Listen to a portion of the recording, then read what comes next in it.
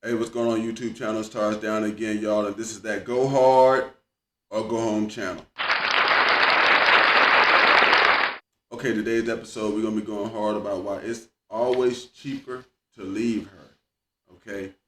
Some of you guys never heard back in the day that it's cheaper to keep her. No, it wasn't. It never was. All right, we're going to go over that today. I'm going to go ahead and power through this because it's got quite a bit of information, so I'm going to try to go ahead and make it quick. So let me go ahead and do this. Thank y'all very much for the subscribers, everybody I'm getting so far. If you like this video, you want to help the channel, hit like, subscribe, share. We'll do it from there. We'll talk about it more at the end of the video, but let's get through the information right now. But just so y'all know I'm thankful and I'm appreciative. That right there. All right, so there's a couple takeaways I want guys to get from this, all right? I'm going to go over those real quick, and then we're going to get into these stats, all right? It's always cheaper for a man to leave a woman. All right, it's always cheaper. And here go 4 reasons why. Number 1, the money for dating stops. Whatever money that you were spending on taking her to dates and stuff like that, that stops. Okay, money for gifts stops. Any money that you was using to buy gifts and things like this for this woman to show you affection, it stops. Any money you may help out with stops, okay? Because we all know that most women gonna want a guy to be giving her some kind of something to helping on something to doing this and that. Especially if y'all get into a long-term relationship. So we know that part. And then number 4, if you are married, paying for a house and bill stops. Most guys don't want to complain about this and talk about alimony and stuff like that, but you really look at how alimony works and statistics of it, you get hit for a little while and it stops. And the woman goes back into poverty, which we're about to go back into, we're about to go into now. All right. So I wanted to tell guys about this. Women are really prone to poverty, all right? So you have to be kind of careful with that. I'm not saying that women are bad. What I am saying is that they're like your car. There's something that you need in life because you need your car to get around, go to work. It's a necessity. It's an important thing. Women are a necessity. They're an important thing in a man's life. But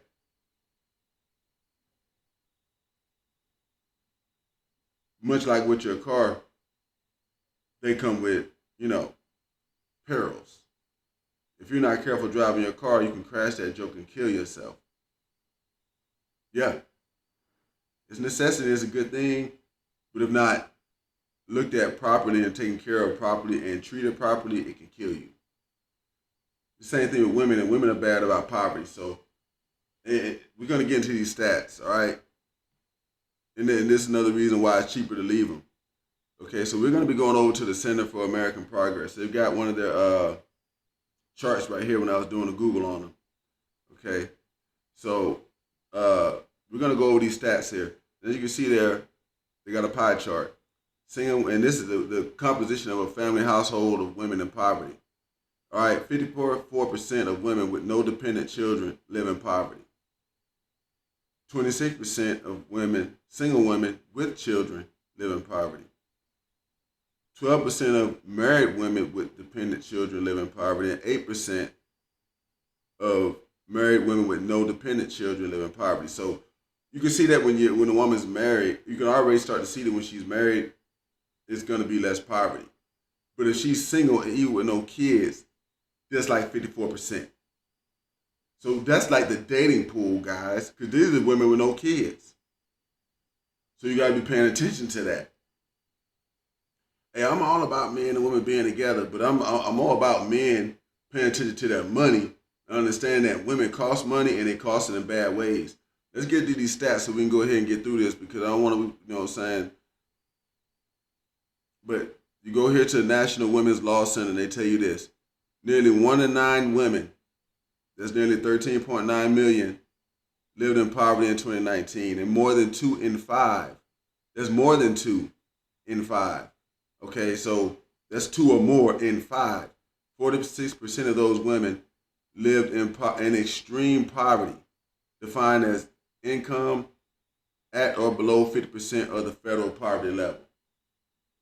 So that's almost half of the women. And if you look at that right there, it lines up with this chart on this other one. That's 2 different sites, y'all. About half women. And these guys right here, they're just talking about the women without, you know what I'm saying, children. So let's go down here and go look at these other facts. We're going to go to the Center for American Progress. You can see right here. All right, these are guys that they're like a non-biased organization that works on making lives better for Americans. Okay. Okay. So they got some quick facts about women living in poverty.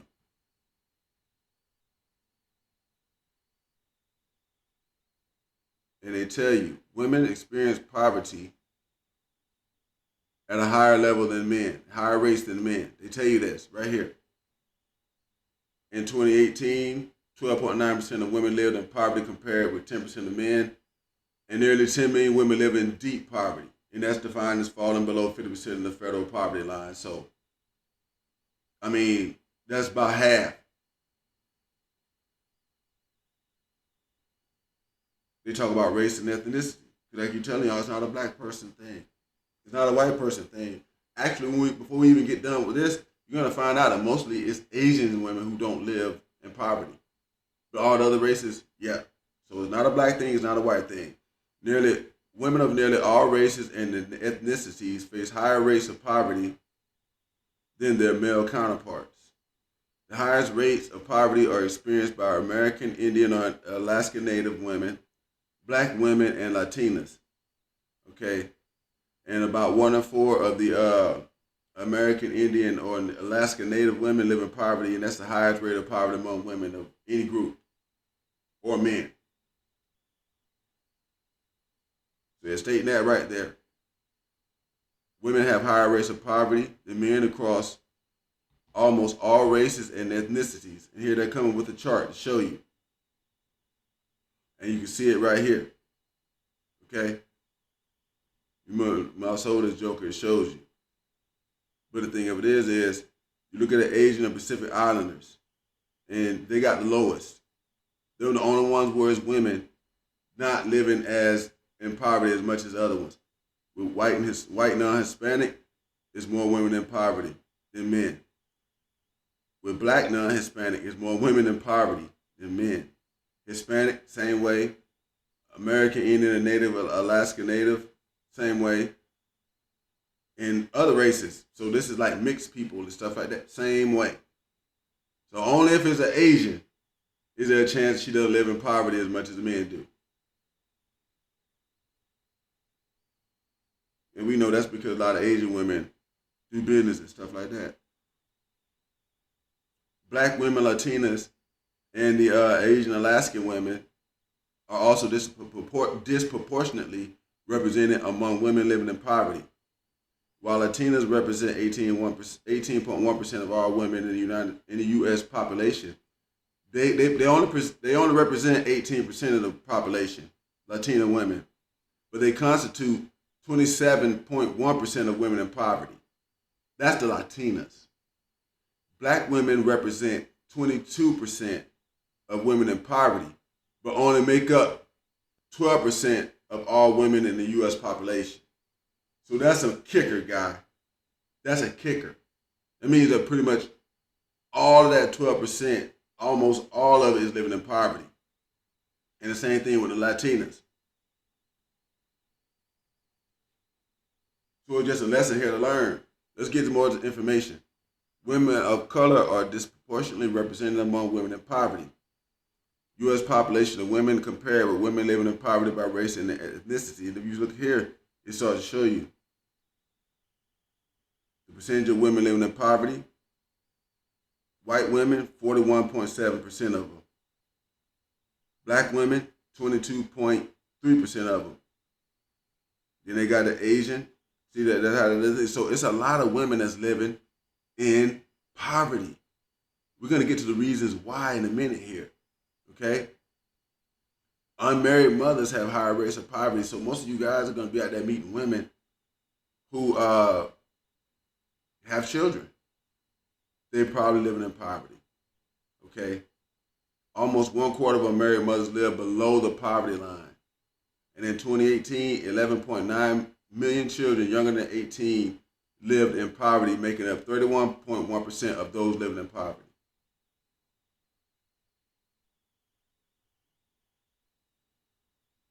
almost 1 in 4 unmarried mothers with children live in poverty. Okay. Now here they got to show you. They're showing you a chart, and unmarried children with unmarried women with children live the most in poverty. You got unmarried women without children. Those are second. Okay, and then married women with children and married women without children. So when a woman's married, she's less likely to live in poverty. The reason why is because there's 2 incomes in the household, which I keep telling people about. That really matters. And also, they just don't. The husband is really governing a lot of stuff with the money. Women are kind of bad with spending money, and that's what I'm going over with this too. So guys can understand that. Then they go talk about the age groups. Okay, now poverty rates for women and men are nearly even throughout childhood, but the gap widens significantly for women ages 18 to 44, and that's during the prime childbearing years. Okay. And again, for women age 75 and older. So between ages 25 and 34, women are 69% more likely than men of the same age to live in poverty. So if you're 25, you got about a 70% chance of meeting a woman who lives in poverty. You guys got to know this stuff. You see what I'm saying? Because if somebody living in poverty, they can't help you, and you can't really help them because you got to bring them out of poverty first. That's what's happening with a lot of relationships. That's why so much stuff about money and high value and everything else. We're going to get into that in a little bit. Let's keep through this information so we can get out of here. All right? Now, while the gap in poverty rates between men and women narrows after age 34, it never closes throughout their adult life. And it actually widens again in old age. 13.2% of women 75 years and older live in poverty, compared with 8.8% of men the same age. So y'all can see the info right there on the screen. Beginning at age 5, the poverty rate is higher among women than men over the course of their lifetimes. Okay? So they're showing you this on the chart. Under 5 years old is a good chance of men living in poverty. But 5 to 17, it gets higher for women. And then 18 to 24, the women go up again. And then 25 to 34, it goes down. So it just keeps getting, the men keep not living in poverty and the women are living in poverty. They got a higher chance than that. Guys have to know this. All this stuff that guys in the manosphere complain about and talk about this and that don't really have anything to do with anything. It's just basically, if you got to know that you're going to be women out here who are probably bad with money, and you're going to have to be able to dodge that.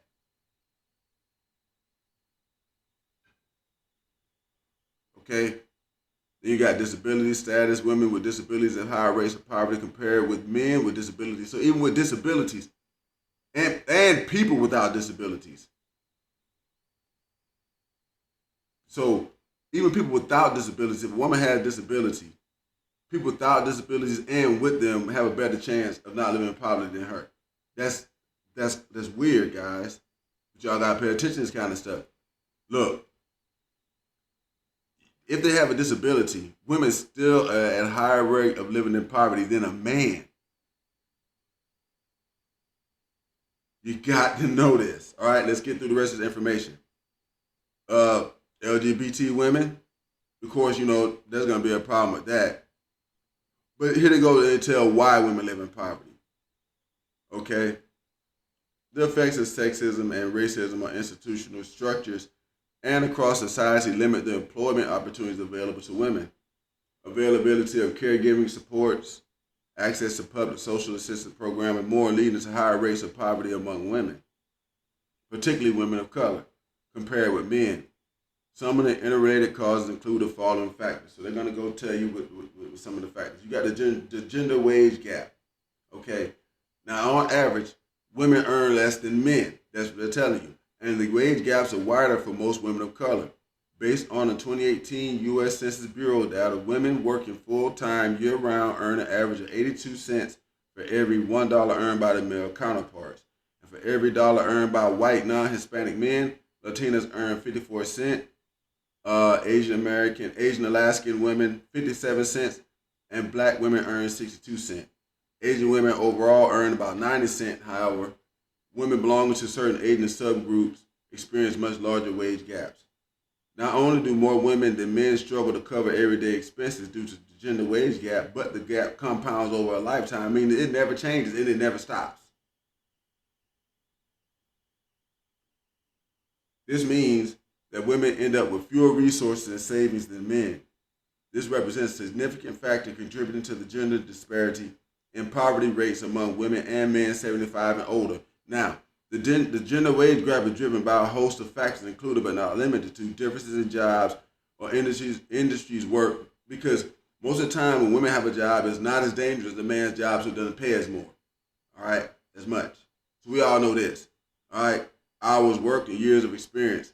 Although differences in occupational education level do not explain away the gap.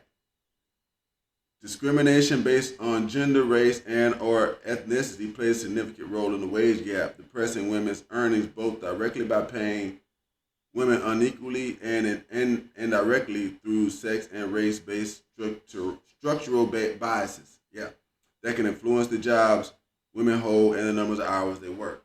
Okay, so it's like we all know, certain jobs women can't get, and this is just the truth. All right.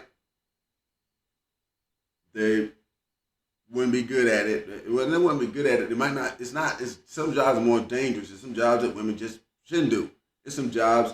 Well, I guess that men can do, but it's some jobs that women can't do. All right. Now to get with the gender wealth gap, women are less likely to have the savings and wealth necessary to weather financial shock to provide for themselves and their families throughout their lifetimes. Okay. The gender wealth gap is informed by numerous factors, including the fact that women earn less than men. They earn less than men. They are more likely to be denied mortgages and to be overcharged for them. Okay. Now, they're particularly vulnerable to predatory lending.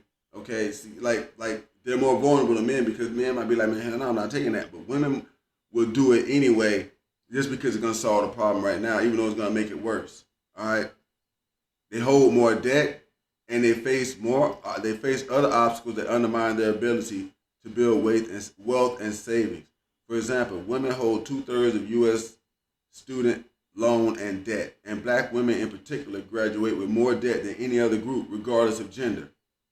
On average, a black woman borrows a total of $37,558 to finance her education, compared with $35,665 for a black man and $31,346 for a white woman. Essential to note is that the wealth gap is significantly larger for women of color who face both a wage gap and a wealth gap informed by both gender and racial discrimination. So they're saying it's because of different things, but the fact that we got to hold on to is that it's happening. And there's no way of explaining this to them, so we got to know that's going on and just walk away from it.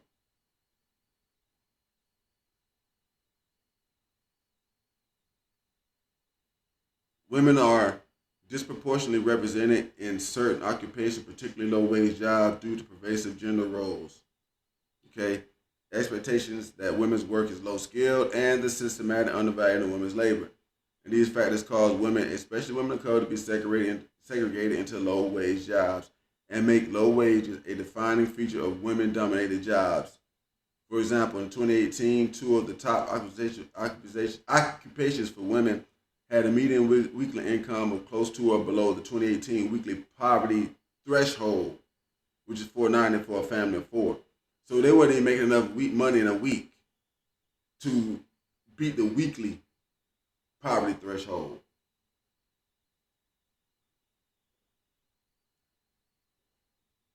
So women who are child care workers earn a weekly minimum wage of $492, and a woman who is a maid and housekeepers earn about $457 a week.